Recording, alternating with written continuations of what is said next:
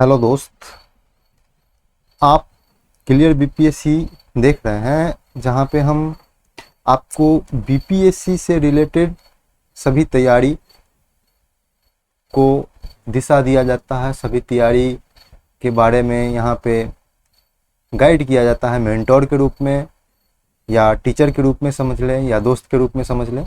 यहाँ पे सारे चीज़ किए जाते हैं, मेंटोर्स, टीचर, गाइड, कुछ भी। हम उसी क्रम में जो 67th बीपीएससी और जो बीपीएससी का टारगेट है उसमें हम करेंट अफेयर सीरीज स्टार्ट किए थे। स्टार्ट में हम लोग बीपीएससी का सिलेबस का चर्चा किए हैं, बीपीएससी के तैयारी कैसे करें उसकी चर्चा किए हैं। फिर हम करेंट अफेयर सीरीज स्टार्ट किए थे जनवरी 2022 से लेकर के, जिसमें हम राष्ट्रीय, अंतर्राष्ट्रीय और बिहार स्पेशल की चर्चा करते थे। उसी क्रम में हम जून तक आ चुके हैं। ये हमारा 7वां महीना है, जो छठा महीना है, जहाँ पे हम करेंट अफेयर की चर्चा कर रहे हैं और राष्ट्रीय अंतर्राष्ट्रीय की चर्चा कर रहे हैं। उसमें हम जून 2022 के पार्ट 1 की चर्चा हम कल कर चुके थे। उसमें देख लिए थे कि कौन कौन सी न्यूज़ से पूछे जाने की संभावना बीपीएससी में बनती है। आज हम लोग जून 2022 के पार्ट 2 पर चर्चा करेंगे और देखेंगे कि पार्ट 2 में बीपीएससी के जो क्वेश्चन होता है, क्वेश्चन पैटर्न होता है, उसके इर्द गिर्द जून 2022 से कितने सवाल और कौन कौन सवाल बनाए जाने की संभावना बनती है। हम लोग देखे हैं कि न केवल करेंट अफेयर सीरीज, हम मेंस का भी 4 टॉपिक करवा चुके हैं और 4 सब्जेक्ट से करवा चुके हैं, तो आप लोग उसको भी जाके देख सकते हैं। और आज हम लोग कल हम लोग देखे थे 66 का जो बीपीएससी का रिजल्ट आया है, उसको हम एनालिसिस किए हैं और पिछले 5 वर्ष में कैसे ट्रेंड चेंज हुआ है बीपीएससी का मेंस का रिजल्ट, कैसे उसका जो मेंस में जो परसेंटेज होता है कि कैसे कम हुआ है, इंटरव्यू में कैसे कम हुआ है, कैसे 55 से 50% पे आ चुका है मेंस का रिजल्ट और इंटरव्यू में भी 50% पर भी मामला आ चुका है। तो ये हम लोग देखे हैं कि क्या ट्रेंड है, कैसे चल रहा है। इसका details video previous year question के साथ, सिलेबस के साथ कंबाइंड करके हम लोग बाद में इस पर चर्चा करेंगे। फिलहाल हम लोग देख रहे थे, अभी हम लोग चर्चा करेंगे करंट अफेयर सीरीज की। और करंट अफेयर सीरीज में हम जून 2022 के पार्ट 2 पर चर्चा करेंगे। ये जो करंट अफेयर सीरीज आप देख रहे हैं वो बीपीएससी के साथ साथ आपको सीडीपीओ, बिहार दरोगा या बिहार एसआई सब इंस्पेक्टर और बिहार एसएससी जो सचिवालय का परीक्षा होने वाला है, इसमें बहुत ही इंपॉर्टेंट है। हमारा दावा रहता है कि हमारे वीडियो से 90 से 95% तक क्वेश्चन आने की पूरी संभावना है। तो इसके लिए आपको 2-3 काम करना होगा। पहला तो है कि आप YouTube चैनल को शेयर कीजिए, सब्सक्राइब कीजिए और रेगुलरली वॉच कीजिए। आपको क्वेश्चन नहीं छूटेगा, इसका दावा हम करते हैं, इसका गारंटी हम लेते हैं। उसके बाद आप टेलीग्राम चैनल को ज्वाइन कीजिए, शेयर कीजिए और यहाँ पे आपको डेली करंट अफेयर के newspaper cutting, editorial, Hindi, English और आने वाले दिनों में डेली करंट अफेयर भी अपडेट किया जाएगा। फेसबुक और इंस्टाग्राम पेज को लाइक और फॉलो कर सकते हैं आप लोग। इतना कीजिए, आप लोग को करंट अफेयर से रिलेटेड कोई भी समस्या बीपीएससी के परीक्षा में नहीं होगी। तो हम लोग बिना समय गंवाए बात करते हैं जून 2022 के पार्ट 2 के करंट अफेयर की तरफ। कल हम लोग 31 न्यूज़, 31 न्यूज़ तक देखे थे। आज हम लोग इसको, कहानी को आगे बढ़ाएंगे, इसी कहानी को, और देखते हैं अगला न्यूज़ क्या है। अगला न्यूज़ है दूरसंचार नियामक प्राधिकरण TRAI, try telecom regulatory authority of India के आंकड़ों के अनुसार 2020-21 में टेलीफोन कनेक्शन की संख्या कितनी थी? 120.12 करोड़ थी, जो 2021-22 में 3.43 करोड़ घटा है। कहने का मतलब एक साल में टेलीफोन कनेक्शन की संख्या घटा है और कितना हो गया है? 3.43 करोड़ घटकर 116.69 करोड़ टेलीफोन कनेक्शन की संख्या रह गया है। तो पूछ सकता है कि पिछले एक साल में टेलीफोन कनेक्शन की संख्या घटा है या बढ़ा है, तो आप लोग इसको ध्यान रखेंगे, पता चल जाएगा आपको। उसके बाद देखते हैं भारत में टेली डेंसिटी कहने का मतलब है प्रति 100 व्यक्ति पर कितने टेलीफोन कनेक्शन की सुविधा है। तो प्रति 100 लोगों पर कितने टेलीफोन कनेक्शन की सुविधा के अनुसार टेली डेंसिटी निकाला जाता है। तो भारत में टेली डेंसिटी कितना है? 84.88% है। सबसे ज़्यादा टेली डेंसिटी की बात करें तो वो दिल्ली में है 267.64, एवं सबसे कम की बात करें तो वो बिहार में है 52.88। मतलब 100 आदमी पर लगभग बिहार में 53 टेलीफोन कनेक्शन है, वहीं दिल्ली में 268 टेलीफोन कनेक्शन दिल्ली में है। तो ये बहुत बड़ा अंतर है बिहार और दिल्ली के बीच, तो इस चीज़ को भी याद रखेंगे। और बिहार का है तो VVI बन जाता है, तो आप लोग इसको नोट करके चलेंगे। अगला है कि टेलीकॉम कंपनी में सबसे बड़ी हिस्सेदारी किसका है, तो सबसे बड़ी रिलायंस जियो का 35.37%, उसके बाद एयरटेल का है 31.54%, वोडाफोन का है 22.83%, BSNL आता है 9.96%, लगभग 10%, MTNL 0.023%, और सबसे लास्ट में रिलायंस कम्युनिकेशन जो बंद हो चुका है, सिर्फ कुछ कर्मचारी के लिए ओपन है, वो है 0.03%। तो याद रखेंगे इसको। सबसे बड़ा कौन है, रिलायंस जियो, सेकंड नंबर पे एयरटेल, थर्ड नंबर पे वोडाफोन आइडिया है, याद रखें। अगला न्यूज की बात करते हैं।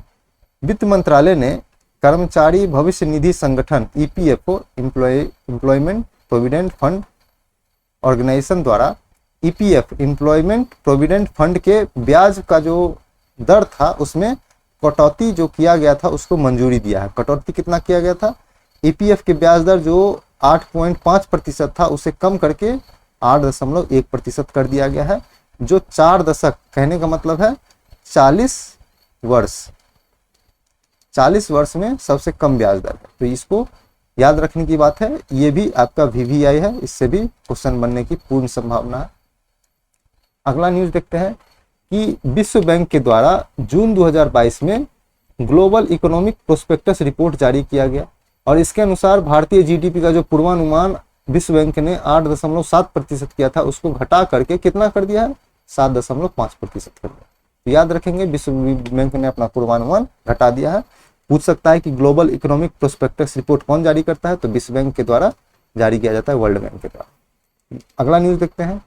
भारत सरकार ने Bharat petroleum corporation limited BPCL के जो बेचने की निजी करने की प्रक्रिया थी वह फिलहाल रोक दी है। किस कारण से, वैश्विक ऊर्जा बाजार की स्थिति खराब होने के कारण से, जो मंदी की स्थिति चल रही है, महंगाई के कारण, युद्ध के कारण, इसके कारण रोक दिया गया।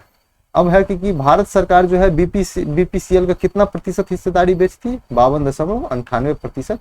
ये इतना ही प्रतिशत गवर्नमेंट ऑफ इंडिया के पास था और इसी को पूरा बेच देगी सरकार। तो सरकार के पास BPCL का कोई भी हिस्सेदारी नहीं बचता इतना बेच देने के बाद। अगला देखते हैं नेक्स्ट न्यूज कि विश्व व्यापार संगठन वर्ल्ड ट्रेड ऑर्गेनाइजेशन के 12वां मंत्री स्तरीय सम्मेलन कब से कब हुआ, 11 से 17 जून 2022 को जेनेवा के स्विट्जरलैंड में संपन्न हुआ है, और भारत के वाणिज्य मंत्री पीयूष गोयल ने इसमें भाग लिया।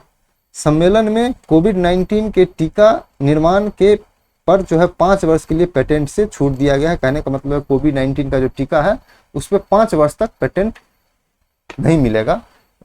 कहने का मतलब है 5 वर्ष तक पेटेंट नहीं मिलेगा तो लोग इस पे अलग से वैक्सीन देश बना सकते हैं, तो इसको याद रखेंगे।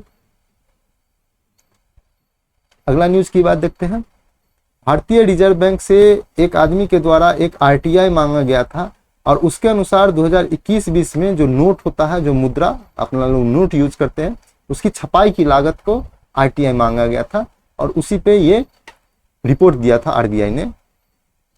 RTI का जवाब दिया था कि 10 रुपये का अगर 1000 नोट की छपाई की जाती है तो उसकी लागत 960 रुपया है।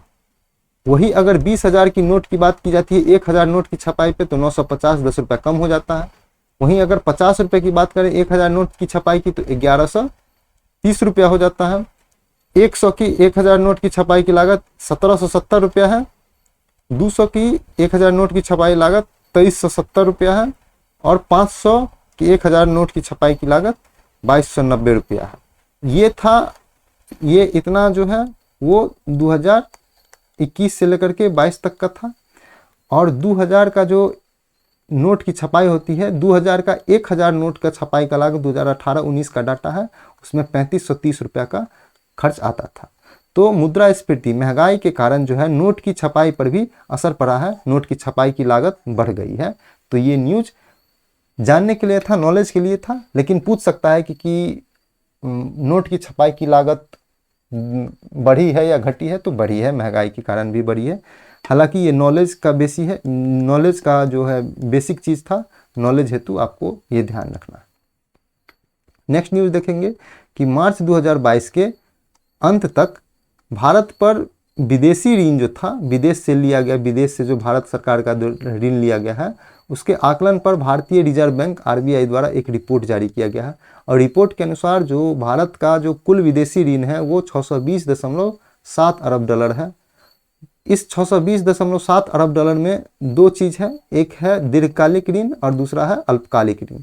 तो दीर्घकालिक विदेशी ऋण में 620 में 499.1 अरब डॉलर, जो कुल का 80.4% है, वो दीर्घकालीन ऋण है लंबे समय का। और अल्पकालिक विदेशी ऋण में 121.6 अरब डॉलर, जो कुल का 19.6 अरब डॉलर है, जो अल्पकालिक ऋण है, जो तुरंत चुकाना है। तो ये दोनों है, ये आपको इम्पोर्टेंट है, इसको आप लोग याद रखेंगे। और कुल ऋण जो है विदेशी ऋण, उसका जीडीपी का जो ऋण अनुपात निकालेंगे तो जितना जीडीपी है उसका 19% विदेशी ऋण है, तो इसको याद रखेंगे। अगला देखेंगे कि प्रधानमंत्री नरेंद्र मोदी की अध्यक्षता वाली, किसकी अध्यक्षता, मोदी की आर्थिक मामलों की मंत्रिमंडलीय समिति, इस समिति का जो है मोदी जी अध्यक्षता की 29 जून 2022 को निर्णय लिया गया कि केंद्र सरकार जो है अब 1 अक्टूबर 2022 से घरेलू कच्चे उत्पाद, कच्चे तेल की बिक्री, जो घरेलू स्तर पर जो कच्चे तेल की जो उत्पाद किया जाता है उसकी बिक्री पर से नियंत्रण हटा लिया था। तो कौन हटा लिया, सरकार, केंद्र सरकार ने। अब 1 अक्टूबर 2022 से जो है कच्चे तेल के आवंटन पर सरकार, कच्चे तेल का आवंटन सरकार नहीं करेगा। अब सरकार कच्चे तेल का आवंटन नहीं करेगा। पहले होता था कि जैसे 100 लीटर तेल का जो उत्खनन हुआ तो सरकार बंटवारा करती थी कि बीपीसीएल जो है इतना % लेगा, उसके बाद भारत उसके बाद जो है इंडियन ऑयल वो इतना % लेगा, उसके बाद जो है एचपी है, हिंदुस्तान पेट्रोलियम, वो इतना % लेगा। तो इसका आवंटन केंद्र सरकार के द्वारा होता था और इस चीज़ को अब ख़त्म कर दिया गया है। कंपनियां खुद प्रोडक्शन करेगी और खुद ही इस पर नियंत्रण करेगी, बेचेगी, कीमत तय करेगी। नियंत्रण हटा लिया गया है, लेकिन कच्चे तेल का जो है निर्यात की मंजूरी, निर्यात की अनुमति सरकार के द्वारा नहीं दी गई है। कहने का मतलब है कंपनियां कच्चे तेल की निर्यात नहीं कर पाएगी बिना पूछे हुए।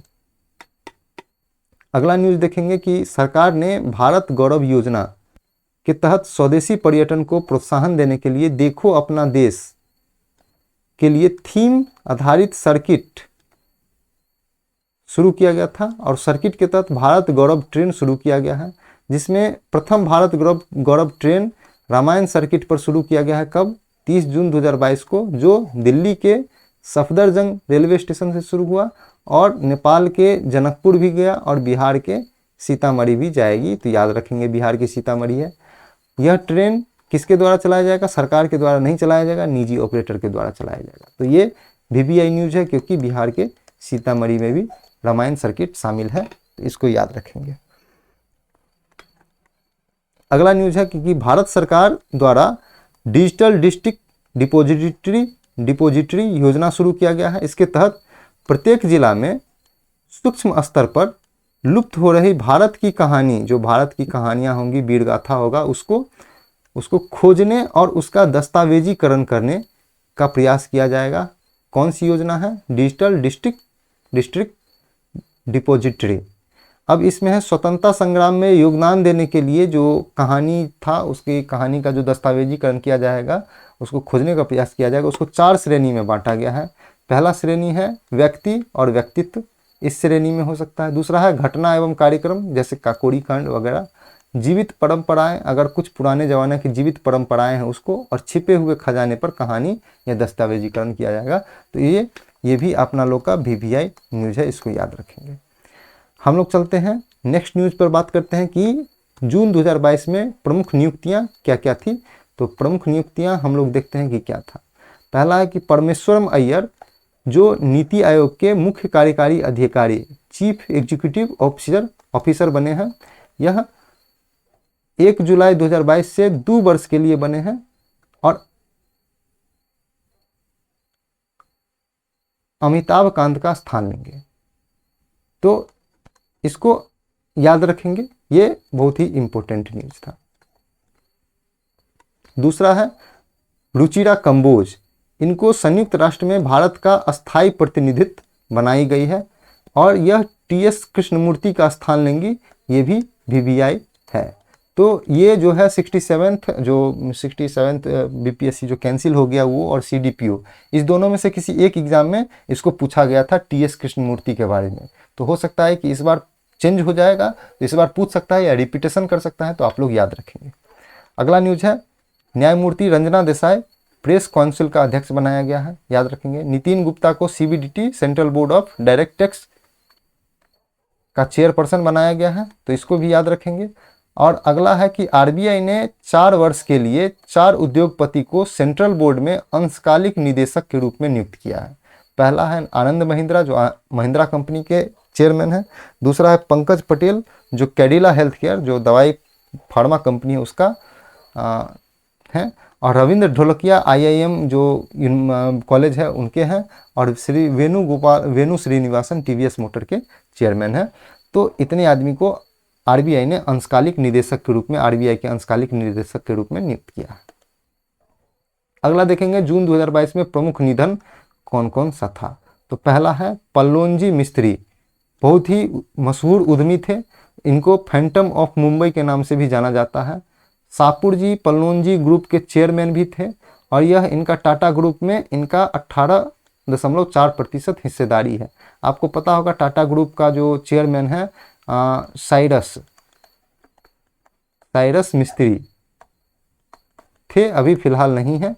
साइरस मिस्त्री इन्हीं पल्लोंजी मिस्त्री के पुत्र थे, इन्हीं को टाटा चेयरमैन का, टाटा का जो है सीईओ बनाया गया था, हालांकि अभी नहीं है। वीरेंद्र सिंह पूर्व भारतीय हॉकी खिलाड़ी है, ये उतना इम्पोर्टेंट नहीं है, लेकिन इसको पल्लोंजी को इम्पोर्टेंट करके पढ़िएगा, पूछ सकता है। प्रमुख पुस्तक एवं लेखक के रूप में देखते हैं ए पैलेस कॉल्ड होम, किसके द्वारा लिखा गया है, प्रीति चिनॉय के द्वारा। उसके बाद इट स्टार्ट विथ अस, कौन लिखा है, कॉलिन हूवर। और तीसरा है कि स्टेट ऑफ टेरर को कौन लिखा है, हेलरी रोधम क्लिंटन एवं लुइस पेनी, दोनों जी मिलके इनको लिखे हैं। तो याद रखेंगे इतना चीज।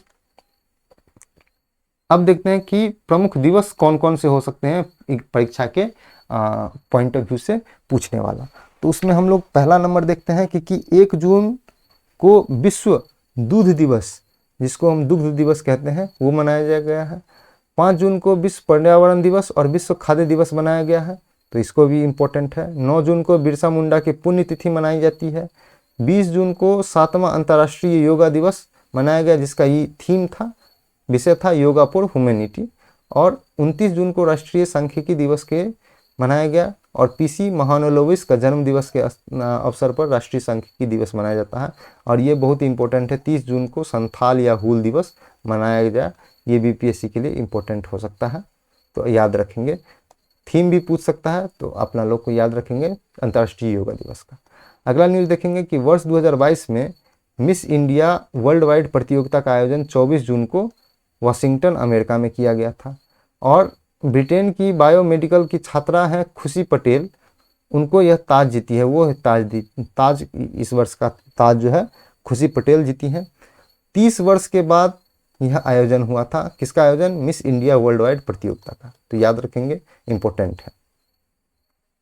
अगला न्यूज़ देखते हैं कि international Indian film academy IIFA का 22वां राष्ट्रीय पुरस्कार 4 जून 2022 को वितरण हुआ। कहाँ पे हुआ, आबू धाबी, जो यूएई में है, यूनाइटेड अरब अमीरात, संयुक्त अरब अमीरात में किया गया।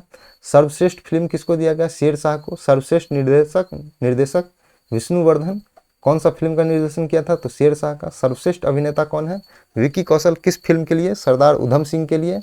और सर्वश्रेष्ठ अभिनेत्री कृति सेनन को दिया गया है फिल्म मिमी के लिए, मिनी नहीं मिमी के लिए दिया गया है। अगला न्यूज़ देखेंगे कि 16 देशों का सैन्य अभ्यास, जिसका नाम है खान क्वेस्ट 2022, वह मंगोलिया में 6 से 19 जून को आयोजित हुआ। इसमें भारतीय सेना का प्रतिनिधित्व कौन किया, लद्दाख एस्कॉर्ट्स ने इसमें भारतीय सेना का प्रतिनिधित्व किया है, तो इम्पोर्टेंट हो जाता है क्योंकि भारतीय सेना इसमें भाग लिया था। अगला न्यूज़ देखते हैं कि योग के प्रोन्नयन और विकास हेतु प्रधानमंत्री द्वारा वर्ष 2022 का पुरस्कार का घोषणा किया है और इसकी घोषणा आयुष मंत्रालय द्वारा 20 जून 2022 को अंतर्राष्ट्रीय योग दिवस की पूर्व संध्या पर, मतलब 21 जून से पहले 20 जून को ही किया गया था पूर्व संध्या पर। इसमें 4 तरह के पुरस्कार दिया गया। व्यक्तिगत राष्ट्रीय पुरस्कार में किसको दिया गया? भिक्षु संघ सेना जो लद्दाख है। अंतर्राष्ट्रीय व्यक्तिगत स्तर का पुरस्कार मार्कोस विनीसियस रेजो रॉड्रिक्स को दिया गया है जो ब्राजील के हैं। संस्थागत राष्ट्रीय पुरस्कार डिवाइन लाइफ सोसाइटी उत्तराखंड को दिया गया है और संस्थागत अंतर्राष्ट्रीय पुरस्कार British queen of yoga Britain को दिया गया है। तो ये चारों अपना लोग को याद रखना है। इसमें इस जो पुरस्कार है इसमें 25-25 लाख की रुपये राशि मिलती है और एक ट्रॉफी भी दिया जाता है, साथ में प्रशस्ति पत्र भी दिया जाता है। तो इस तीनों को भी याद रखेंगे क्या क्या दिया जाता है। अगला न्यूज़ देखेंगे कि अमेरिका के नेतृत्व में 26 देशों का विश्व का सबसे बड़ा सैन्य अभ्यास जिसका नाम है रिमपैक 2022 का आयोजन 29 जून को हवाई द्वीप जो अमेरिका में है वहाँ पे किया गया। भारत इस वर्ष शामिल हुआ है, इसलिए इसको इम्पोर्टेंट करके आप लोग पढ़िएगा। अगला न्यूज़ है कि आज़ादी के अमृत महोत्सव आप लोग को पता है मनाया जा रहा है, जिसमें संस्कृति मंत्रालय, साहित्य अकादमी और भाषा एवं संस्कृत विभाग ने मिलकर अंतर्राष्ट्रीय साहित्य उत्सव का आयोजन किया। अंतर्राष्ट्रीय साहित्य उत्सव का आयोजन 16 से 18 जून 2022 को किया। कहाँ पे? शिमला, हिमाचल प्रदेश में। तो ये इम्पोर्टेंट हो जाता है। अगला न्यूज़ देखेंगे कि मंगोलियाई बुद्ध पूर्णिमा के अवसर पर 11 दिन का विशेष प्रदर्शनी कहाँ पे आयोजित किया गया? मंगोलिया के गंडन मठ में किया गया है। गंडन मठ में किया गया है, याद रखेंगे। मंगोलिया बुद्ध पूर्णिमा के अवसर पर 11 दिन का प्रदर्शनी मंगोलिया के गंडन मठ में किया गया है और इस प्रदर्शन में भारत के 4 अवशेष, कहाँ के अवशेष? कपिल वस्तु के अवशेष इस प्रदर्शनी हेतु भेजा गया और प्रदर्शनी के बाद वापस भारत लाया जाएगा। तो इसको याद रखेंगे। अगला न्यूज़ देखते हैं कि उद्धव ठाकरे जो सरकार था महाराष्ट्र में, फिलहाल वो सरकार गिर चुका है एकनाथ शिंदे की बगावत के कारण, लेकिन सरकार गिरने से पहले उद्धव ठाकरे ने 2 शहर का नाम बदल दिया, जिसमें है पहला औरंगाबाद, उसका नाम बदलकर संभाजी नगर कर दिया और उस्मानाबाद का नाम बदल करके धाराशिव कर दिया। तो ये दोनों पॉइंट इंपॉर्टेंट है, इसको आप लोग इम्पोर्टेंट करके पढ़ लीजिए, ये पूछ सकता है क्योंकि विवादित रहा था।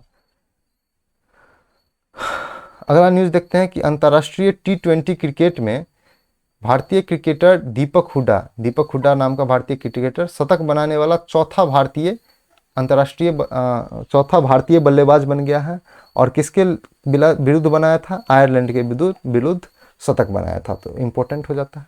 उसके बाद भारतीय महिला क्रिकेटर है जिनका नाम है मिताली राज, उन्होंने अंतर्राष्ट्रीय क्रिकेट से संन्यास ले लिया है और मिताली राज के नाम विश्व में सबसे ज़्यादा एक दिवसीय रन कितना 7,805 रन बनाने का रिकॉर्ड है। इनसे ज़्यादा रन अभी तक कोई भी भारतीय महिला, मतलब विश्व का कोई भी महिला क्रिकेटर ने नहीं बनाया है।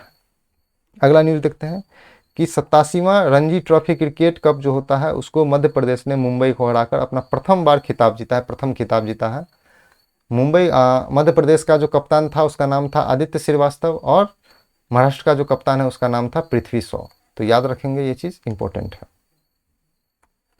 अगला न्यूज़ है टेस्ट क्रिकेट में 1 ओवर में सर्वाधिक 29 रन बनाने का रिकॉर्ड किसको है? भारत को जसप्रीत बुमराह, यह गेंदबाज है लेकिन ये भी 29 रन बना दिए थे। तो 29 रन बनाने का रिकॉर्ड भारत के जसप्रीत बुमराह के हैं। किसके खिलाफ बनाया? इंग्लैंड के खिलाफ। कौन सा गेंदबाज का नाम क्या था? तो गेंदबाज का नाम था स्टुअर्ट ब्रॉड जो इंग्लैंड के गेंदबाज हैं। और इससे पहले जो है 28 रन का जो रिकॉर्ड था वो वेस्ट इंडीज के ब्रायन लारा के पास था। तो इतना चीज़ याद रखेंगे।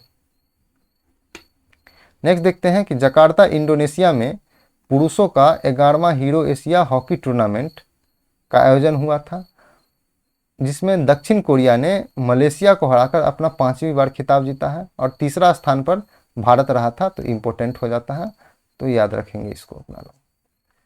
अगला न्यूज़ देखते हैं कि 22वां फीफा फुटबॉल विश्व कप, फीफा जो फुटबॉल से संबंधित विश्व कप है का आयोजन 21 नवंबर से 18 दिसंबर 2022 के बीच कतार में किया जाएगा। इसको VVI करके आप लोग पढ़िएगा, इससे एक क्वेश्चन आना तय है। 2 भी आ सकता है, 1 क्वेश्चन आना तय है। 32 देश की टीम जो है मुख्य दौड़ में भाग लेगी और एशिया के 5 देश का टीम इसमें भाग लेगी। दक्षिण अमेरिका का जो है 4 देश इस टीम में, अफ्रीका के 5 देश इस टीम में भाग लेगी, उत्तर अमेरिका के, मध्य अमेरिका के और कैरेबियाई के तीनों को मिलाकर के 4 देश इस टीम में भाग लेगी और यूरोप के सबसे ज़्यादा 13 देश इस टीम में 13 देश की टीम इस फीफा विश्व कप में भाग लेगी। सबसे पहला है कि कुल मैचों की संख्या कितना होगा, 64 मैच खेला जाएगा इस फीफा वर्ल्ड कप में 2022 में। और इसका शुभंकर लाइब है, जो एक अरबी भाषा का शब्द है जिसका अर्थ होता है विशेष गुण और क्षमता वाला खिलाड़ी। तो याद रखेंगे, बहुत ही VVI पॉइंट है इसको। उसके बाद अंतिम फीफा विश्व कप है जिसमें 32 टीम भाग लेगी। अगला जो फीफा विश्व कप होने वाला है 2026 में, और उसमें 48 टीम भाग लेगी। तो इम्पोर्टेंट है 2026 का फीफा विश्व कप जो है, जिसका आयोजन अमेरिका, कनाडा और मेक्सिको तीनों देश में संयुक्त रूप से किया जाएगा। तो इम्पोर्टेंट बन जाता है पॉइंट। अगला देखेंगे कि चौथा खेलो इंडिया यूथ गेम का आयोजन 4 से 13 जून 2022 को पंचकुला के हरियाणा में किया गया है। ठीक है, 137 पदक के साथ हरियाणा प्रथम स्थान पर है, 125 पदक के साथ महाराष्ट्र दूसरे स्थान पर और 67 पदक के साथ कर्नाटक तीसरा स्थान पर है। तो तीनों इम्पोर्टेंट है। इस बार जो है खेलो इंडिया में 5 पारंपरिक खेल को शामिल किया गया था। पहला था गतका, इसको शामिल किया गया था। दूसरा है कलाड़ी पट्टू, इसको भी शामिल किया गया था। तीसरा है थांगटा और चौथा है मल्लखम और 5वां है योग। इस चारों को, पहला गतका, दूसरा कलाड़ी पट्टू, तीसरा थांगटा, चौथा मल्लखम और 5वां योग को शामिल किया गया था। तो याद रखेंगे। अगला न्यूज़ देखते हैं कि 20 वर्षीय विकलांग महिला निशानेबाज जिसका नाम है अवनी लेखा ने फ्रांस में आयोजित पैरा शूटिंग वर्ल्ड कप 2022 में 2 स्वर्ण पदक जीती हैं। तो इम्पोर्टेंट होता है, बहुत ही इम्पोर्टेंट है, याद रखेंगे। अगला न्यूज़ देखते हैं कि भारत का पुरुष हॉकी टीम जो है वो स्विट्जरलैंड में आयोजित FIH हॉकी 5S चैंपियनशिप का खिताब जीता है। तो पूछ सकता है, ऑनलाइन नॉलेज के लिए याद रखिएगा। अगला न्यूज़ है कि Indian national space promotion and authorisation centre in space, यह इसरो का जो है वाणिज्यिक शाखा है, विदेशों से ऑर्डर लेकर के प्रक्षेपण करता है, का स्थापना डिपार्टमेंट ऑफ स्पेस के तहत 2020 में केंद्र सरकार और निजी क्षेत्र मिलकर ने किया था। हाल ही में इसके जो इन स्पेस का मुख्यालय है उसका उद्घाटन PM मोदी ने 11 जून 2022 को बोपल कहाँ पे है, अहमदाबाद गुजरात में है, वहाँ पे इसका उद्घाटन किया गया। तो इम्पोर्टेंट है ये चीज़। अगला देखते हैं कि भारत में स्वदेश निर्मित कोविड-19 का प्रथम जानवर वैक्सीन, कोविड-19 का आदमी का वैक्सीन था, यह जानवर का वैक्सीन है, 10 जून को एनकोवैक्स के नाम से जारी किया गया है। इसका निर्माण ICR National Research Centre of Equines Haryana के द्वारा किया गया, जो कुत्ता, शेर, खरगोश, तेंदुआ और चूहा के कोविड होने पर प्रभावी है। तो आप लोग इसको VVI करके पढ़ेंगे, ये बहुत ही इंपॉर्टेंट है, पूछ सकता है। जानवरों का कौन सा वैक्सीन है, तो एनकोवैक्स। अगला न्यूज़ देखते हैं कि बायोटेक स्टार्टअप एक्सपो 2022 का आयोजन कहाँ पे किया गया, नई दिल्ली में किया गया और इसका विषय था बायोटेक स्टार्टअप इनोवेशन टुवर्ड्स आत्मनिर्भर भारत। तो याद रखेंगे दोनों चीज़, कहाँ पे किया गया, नई दिल्ली में। थीम क्या था, तो थीम आप लोग देख लिए हैं। अगला देखते हैं कि पुकुडे कहाँ पे है, वायनाड केरल में है, जहाँ पे 25 एकड़ में फैला एनउरू गांव है, जो देश का पहला ट्राइबल हेरिटेज विलेज का उद्घाटन किया गया है। यह भी VVI है, तो याद रखेंगे। यह पुकुडे वायनाड जो भारत का, देश का सबसे बड़ा सबसे प्रथम ट्राइबल हेरिटेज विलेज है। अगला न्यूज़ देखते हैं कि बायोलॉजिकल ई कंपनी है, कहाँ की, हैदराबाद की, के द्वारा कोविड-19 का टीका कोर्बीवैक्स है, जिसे बूस्टर डोज के रूप में मान्यता दिया गया है। बायोलॉजिकल ई के द्वारा निर्मित कोविड-19 का वैक्सीन है कोर्बीवैक्स, इसको बूस्टर डोज के रूप में मान्यता दिया गया है। अगर कोई व्यक्ति कोविशील्ड या कोवैक्सीन डोज लिया है, वो भी कोर्बीवैक्स डोज ले सकता है बूस्टर डोज के रूप में। अब नेक्स्ट न्यूज़ देखते हैं हम लोग। राष्ट्रीय जनजातीय अनुसंधान संस्थान नेशनल ट्राइबल रिसर्च इंस्टीट्यूट का उद्घाटन दिल्ली में किया गया, कहाँ, 7 जून 2022 को। तो अब राष्ट्रीय जनजातीय अनुसंधान संस्थान कहाँ पे है, दिल्ली में है, ये भी पूछ सकता है। वित्त मंत्री निर्मला सीतारमण ने 11 जून 2022 को पणजी गोवा में national museum of custom and GST धरोहर का उद्घाटन किया। वीवीआई पॉइंट है, इसको आप लोग पढ़ के ध्यान से जाइएगा। अगला न्यूज है और लास्ट न्यूज है होगा आज का। 1927 में आयोजित की जा रही शतरंज ओलंपियाड प्रतियोगिता में भारत प्रथम बार 30 वर्ष के बाद, भारत में प्रथम बार और 30 वर्ष के बाद एशिया में 44वें संस्करण महाबलीपुरम भारत में आयोजित किया गया। किसका, शतरंज ओलंपियाड प्रतियोगिता में, जो 1927 में हो रहा है, प्रथम बार भारत में हो रहा है और 30 वर्ष के बाद एशिया में, एशिया के किसी देश में हो रहा है। 28 जुलाई से 10 अगस्त 2020 के बीच इसका आयोजन किया जाएगा, तो याद रखिएगा, इम्पोर्टेंट है। हम लोग जून 2022 का करंट अफेयर देख रहे थे, जिसमें हम लोग पार्ट 1 हम लोग कल देख चुके थे। आज हम लोग पार्ट 2 देखे हैं और कल हम लोग पार्ट 3 देखेंगे। उसके बाद जून हमारा खत्म हो जाएगा, फिर हम लोग जुलाई पे बातें करेंगे, जुलाई पे चर्चा करेंगे। आज के लिए इतना ही था। आप लोग क्लियर बीपीएससी चैनल देख रहे थे और यहाँ पे हम करंट अफेयर सीरीज के साथ आने वाले दिनों में हम मेंस का स्पेशल प्रोग्राम लेके आएंगे और डेली करंट अफेयर सीरीज लेके भी आने वाले हैं। अगर आप लोगों में से किसी को समस्या हो तो हमसे टेलीग्राम पर मैसेज कर सकते हैं या व्हाट्सएप कर सकते हैं। यहाँ पे हम आपको सभी समस्या का निदान करते हैं। जो भी कॉल किए हैं उन लोगों को पता चल चुका होगा, जो मैसेज किए हैं। हालांकि आप लोग सबसे पहले क्लियर बीपीएससी यूट्यूब चैनल को शेयर कीजिए, सब्सक्राइब कीजिए, रेगुलरली वॉच कीजिए, आपका करंट अफेयर का क्वेश्चन तो एट लास्ट नहीं छूटेगा। टेलीग्राम चैनल को लाइक और फॉलो करते रहिए, ज्वाइन कर लीजिए इसको। यहाँ पे करंट अफेयर के साथ डेली करंट अफेयर न्यूज़पेपर का कटिंग, उसके बाद हिंदी इंग्लिश एडिटोरियल का पोस्टिंग किया जाता है। फेसबुक और इंस्टाग्राम पेज को लाइक और फॉलो कर सकते हैं आप लोग। कल हम लोग बात करेंगे जून के 2022 का जो है उसका पार्ट हम लोग 3 पे बात करेंगे। तो आज के लिए पार्ट 2 के लिए, जून 2022 के पार्ट 2 के लिए इतना ही। Thank you so much.